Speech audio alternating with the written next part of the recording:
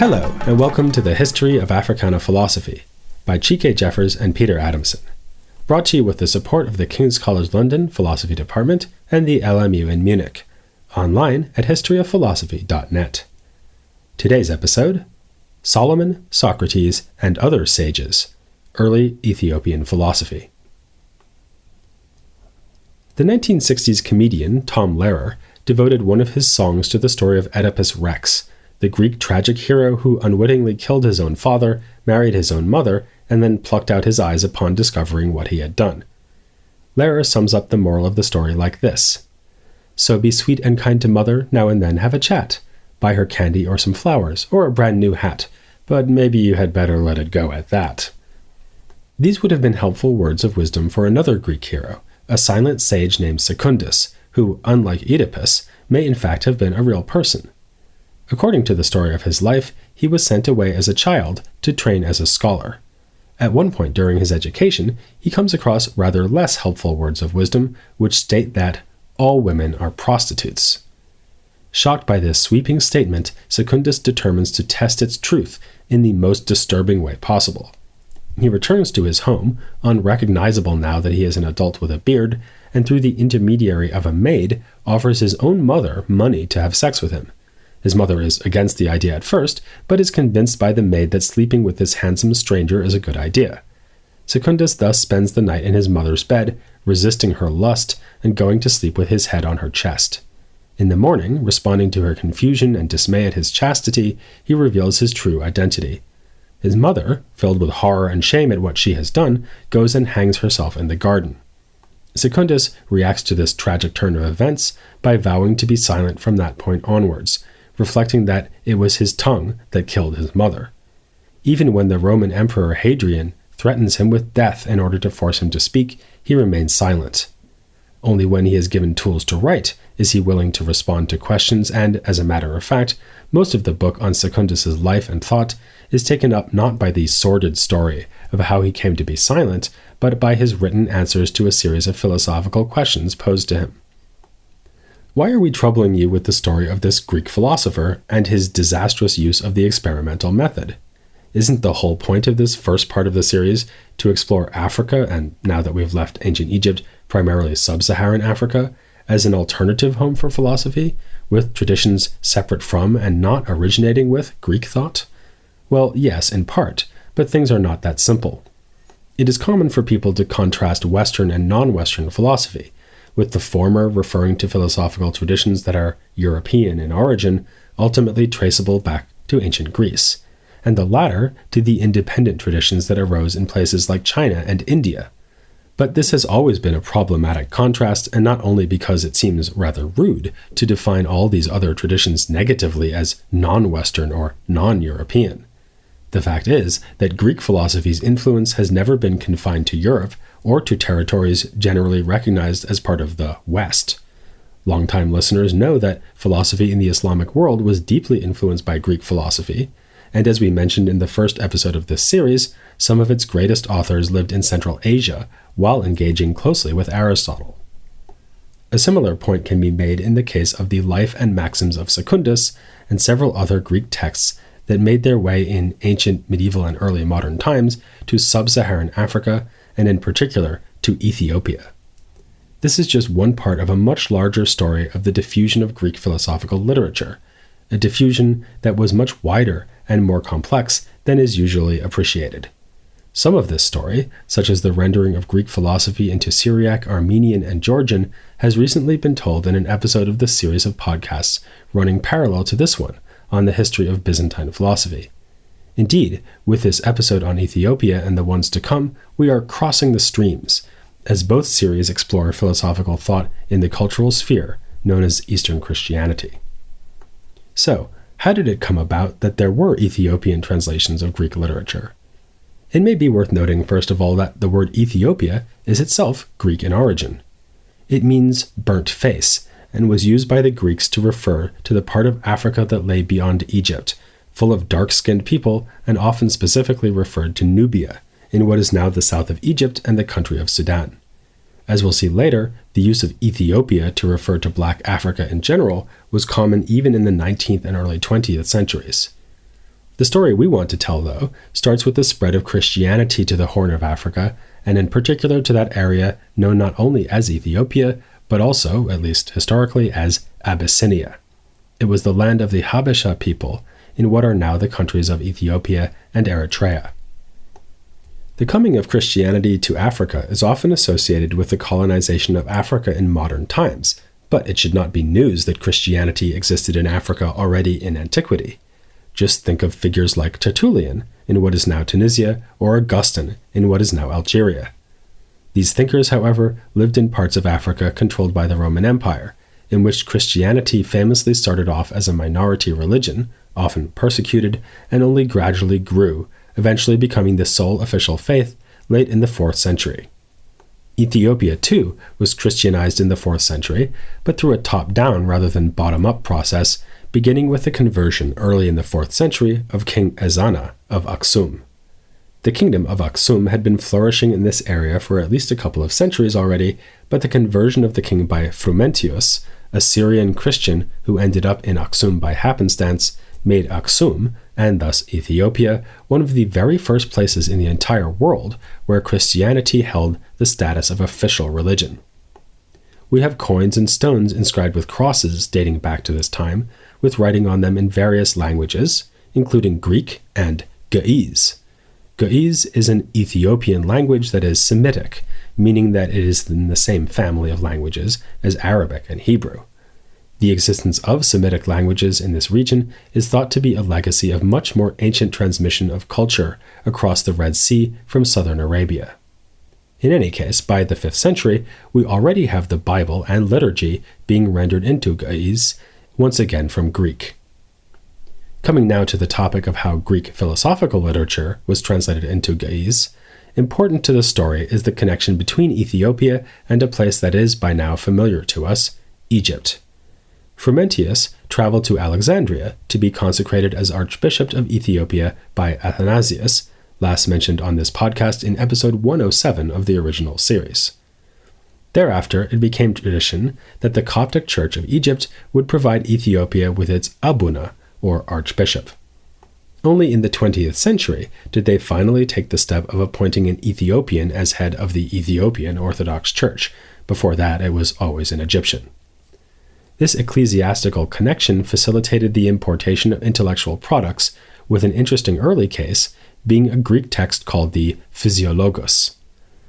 This book introduces the reader to an array of real and mythological animals, which are described in zoological, ethical, and symbolic terms. Some of this material is reminiscent of a text like Aristotle's History of Animals, but the symbolism in the text is fervently Christian. For example, the ichneumon, or Egyptian mongoose, is described as being known to sneak into the open mouth of a sleeping crocodile, eat it from the inside, and then burst through its stomach to freedom. Whereas the modern reader will inevitably note that this mongoose is a cuddly version of the creature from the Alien movies, the Physiologos instead remarks that it is like Christ himself, who descended into hell to free certain souls from death. The case of the Physiologos shows how the dissemination of Greek literature sometimes had little or nothing to do with European connections. Claude Sumner, a Canadian scholar who moved to Ethiopia and became the person who has done the most to promote the study of Ethiopian philosophy, tells us that the original Greek version of the Physiologos was almost certainly written in Egypt, specifically in Alexandria, probably in the late 2nd or early 3rd century. The Ethiopic translation may have been accomplished as early as the 5th century, quite likely by an Ethiopian monk also living in Egypt. Sumner even argues that certain aspects of the book recall ancient Egyptian thought and culture. Thus, with this translation of the text from Greek into Ge'ez, we actually have a text moving from one African culture to another. The Physiologos is one of 5 works that Sumner has identified as forming the basic text of Ethiopian philosophy. 3 of these works are translations, deriving ultimately from Greek texts. The Physiologos, as we have just said, was translated directly from Greek in late antiquity. The Life and Maxims of Secundus was, by contrast, translated not directly from the original Greek, but from an Arabic translation of the Greek text, possibly as late as the 15th or 16th century, and the same goes for the Book of Wise Philosophers, which we'll be getting on to later in this episode. Finally, in the 17th century, we have original compositions in Ge'ez by Zera Yacob and his disciple Walda Hewat, who we will be discussing next time. Would it be fair to say, though, that before them there was no original philosophy written in Ge'ez, only translations? J.M. Harden, in his 1926 book, An Introduction to Ethiopic Christian Literature, provides what is still a useful overview of literature in Ge'ez, but warns the reader early on that this literature is characterized by a conspicuous defect, namely its want of originality, as it is, for the most part, a literature of translations. To this, we would say, not so fast. When we discuss Zera Yacob and Walda Hewat in the next episode, we'll begin by exploring the 15th and 16th centuries leading up to their time as an era of religious controversies. This era produced a number of writings that ought to be re-examined for their philosophical content and implications. Right now, though, just as we looked at the philosophical themes that may be found in the Epic of Gilgamesh when discussing ancient Mesopotamian thought, we can look for distinctively Ethiopian philosophical material in what can be called the country's national epic, the Kebra Nagast, or Glory of the Kings. This book is best known for telling the story of the meeting of the Queen of Sheba and King Solomon, a story that can be found in the Hebrew Bible, but which is greatly expanded upon in the Kebra Nagast. According to the Kebra Nagast, the queen referred to in the Bible was the Queen of Ethiopia, known as Queen Makeda, and her time with King Solomon resulted in a child who became the first king of Ethiopia, traditionally known as Menelik I. Later kings of Ethiopia, in accordance with the account in the Kebra Nagast, understood themselves as direct descendants of King Solomon. This understanding certainly goes back at least as far as 1270, when Yakunu Amlak overthrew the Zagwe dynasty that had been ruling prior to that, and founded the Solomonic dynasty, or as he saw things, restored that dynasty to power. This dynasty ruled Ethiopia until 1974, when Haile Selassie, the last emperor of Ethiopia, was deposed by the communist Derg regime, dying shortly thereafter. Especially in light of its political significance, the Kebra Nagast easily claims the title of most celebrated work in the Ethiopian literary tradition, at least aside from the translation of the Bible. Which brings us to the question, is the Kebra Nagast too a work of translation? According to the book itself, the answer is yes. Its colophon, or closing statement, identifies the book as a translation from an Arabic version that was in turn based on a Coptic original. Coptic, by the way, is the liturgical language of the Coptic Church, and can thus be seen as the only surviving variety of the ancient Egyptian language, one written using a variation of the Greek alphabet. But it's a matter of scholarly debate whether the information in the colophon is accurate. The scholar Richard Pankhurst has stated flatly, "No Coptic or Arabic version has ever come to light, and it may be assumed that the text was in fact originally written in Ge'ez," which seems pretty plausible. Bear in mind that this is not merely a national epic, but a thoroughly nationalistic epic, one that positions Ethiopians as the chosen people of God who have taken over this role from the Jews. It is natural to think that such a work must originally have been written in an Ethiopian tongue. Some have therefore assumed that the Ge'ez text as we have it is really the original version, and we can gather from the colophon that it was completed by 1321 during the rule of the emperor Amda-Seyon. The truth, though, is almost certainly somewhere between Pankhurst's assumption of complete originality and the colophon's pretense of mere translation. Wendy Belcher, who is currently working on a book on the idea of an African Queen of Sheba and co-authoring a new translation of the Kebra Nagast with Michael Kleiner, tells us that some parts of the book dealing with the queen are definitely translated from a pre-existing Arabic text. Intriguingly, Belcher suspects that this Arabic text may not have been Egyptian, but Nubian, and written sometime in the 12th century or earlier. Other parts of the Kebra Nagast, however, depict real historical events involving the kingdom of Aksum, specifically the time in the 6th century that King Caleb of Aksum conquered a significant portion of southern Arabia, stretching Aksumite territory to its largest extent. Interpretation of this material has led one scholar to suppose that there was a version of the Kebra Nagast completed already in the 6th century, making it contemporary to the events described. As for the question of what language the work was written in, it has even been proposed that the work may have been first written in Ge'ez, then translated into Coptic, then translated into Arabic, before finally being translated into Ge'ez again. And indeed, Ge'ez seems the right reaction. Still, whenever its various parts were first composed, and whatever languages may have been involved in this process, it is clear that the Kebra Nagast is a distinctively Ethiopian combination of sources, strikingly original in its own way. But what, if anything, is philosophical about it? Well, if we recall that the Greek word philosophia literally means love of wisdom, then philosophy is arguably one of the book's central themes. Queen Makeda is praised as having already been a very wise ruler, but she travels to see King Solomon precisely because she values wisdom above all else. Before leaving, she gives a speech to her people about the importance of loving wisdom, saying, "For it is right for us to follow the footprints of wisdom and for the soles of our feet to stand upon the threshold of the gates of wisdom. Let us seek her, and we shall find her. Let us love her, and she will not withdraw herself from us. Let us pursue her, and we shall overtake her. Let us ask, and we shall receive, and let us turn our hearts to her, so that we may never forget her."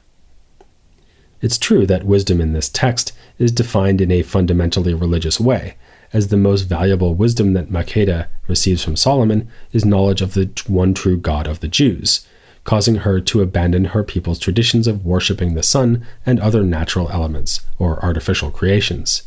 Yet the dialogue between Makeda and Solomon also features general philosophical questions concerning what difference in substance or value there is between a rich monarch like Solomon and a simple laborer, or how the fleeting nature of mortal existence relates to the importance of striving to do good in the world.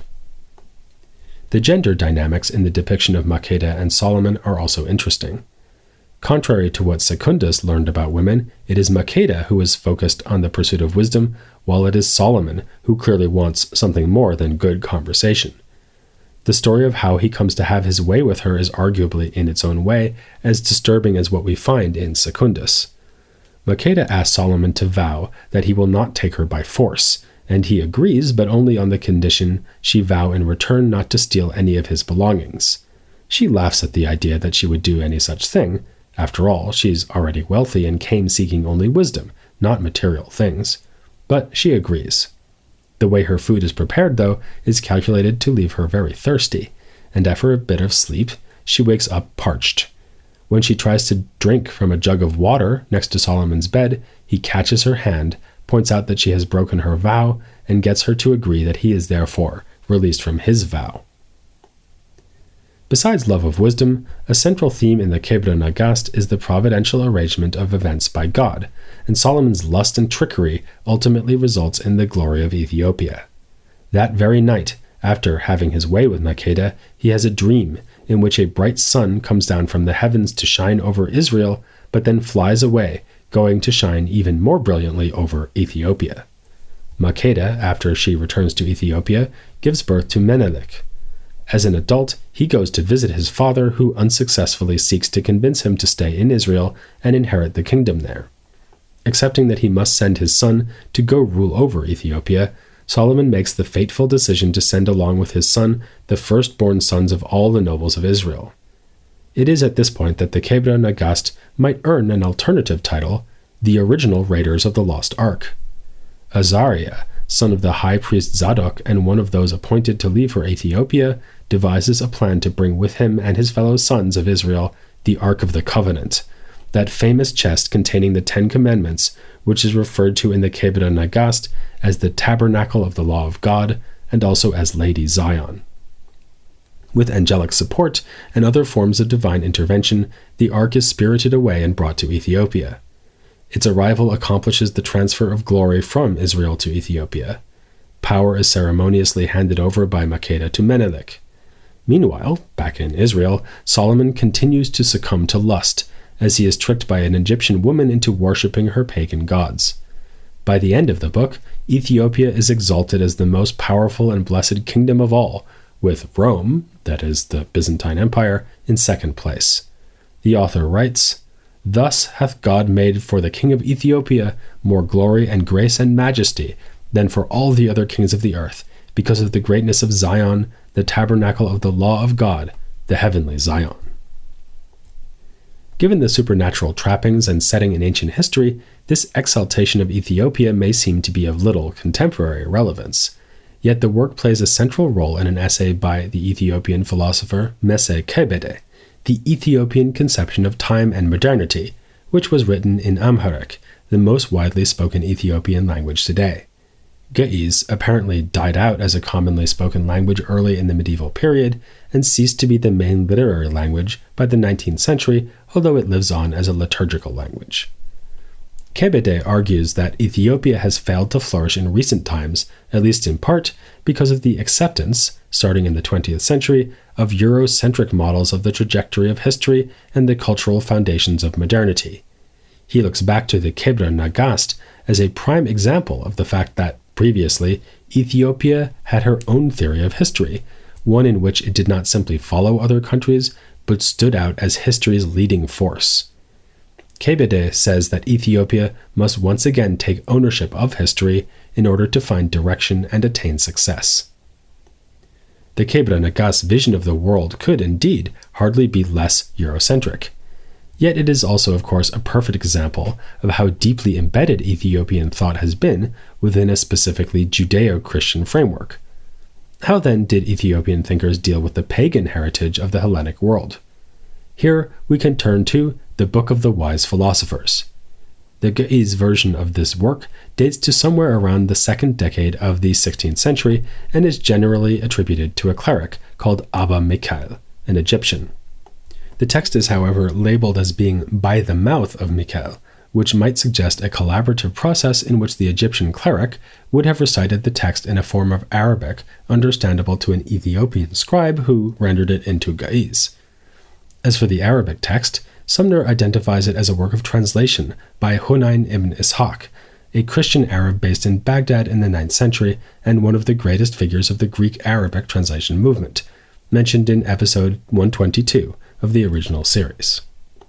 It has also been suggested, though, that Hunayn's text is one of multiple sources for the immediate Arabic predecessor to the Ge'ez text.